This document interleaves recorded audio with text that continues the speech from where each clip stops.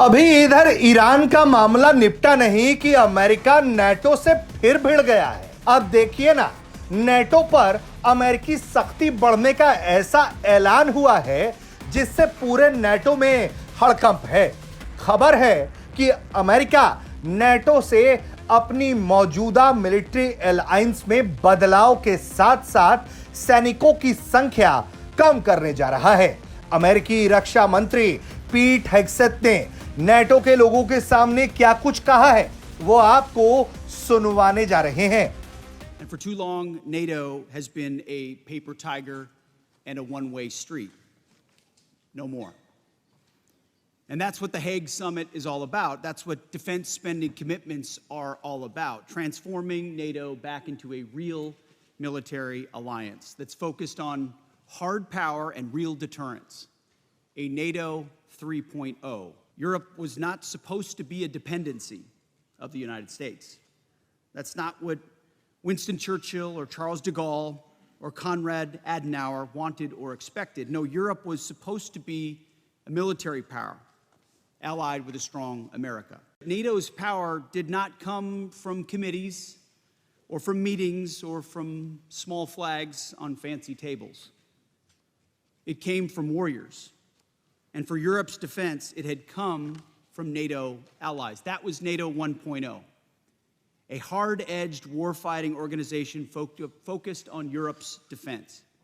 But that spirit faded after the Cold War ended. Some of our allies have gotten the message and stepped up. You know who you are, and we very much appreciate it.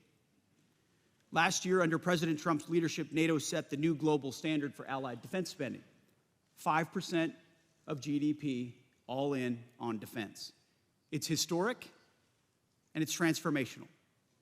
And some allies are already well on their way to meeting this ambitious target, and in some cases ahead of schedule. Too many allies still don't recognize the historic need that President Trump has made clear to them and to NATO itself to reforge a relevant, powerful military alliance. As President Trump put it, and rightfully so, he gave our allies a test to support America when we asked for their help. And too many failed it. अमेरिकी रक्षा मंत्री पीट हेग्सेथ के इस बयान के बाद सबकी नजरें नेटो के सेक्रेटरी जनरल मार्क रूटे की तरफ थी।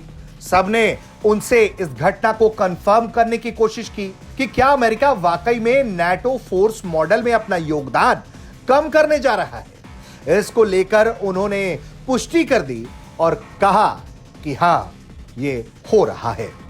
So what the US has announced already before is that they had to lower somewhat their contribution to the NATO force model. The question yesterday came up, is this immediate or not? It is immediate. However, why I'm a little bit reluctant to say this is because it is a planning tool. So what would happen in reality? If war would break out, let's assume that an Article 5 situation would emerge, then all allies, including the US, will max out what they can do.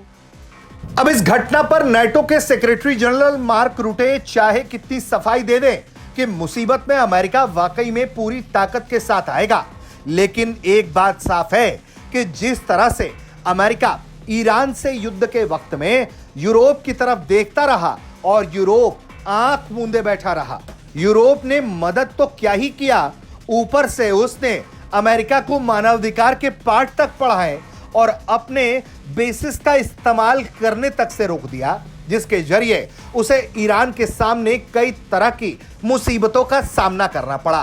अब ऐसे में जब America और Iran के बीच में समझौता हो रहा है, तो फिर अब अमेरिका नेटो की दवाई करने के पीछे पड़ चुका है। ब्यूरो रिपोर्ट, भारत तक।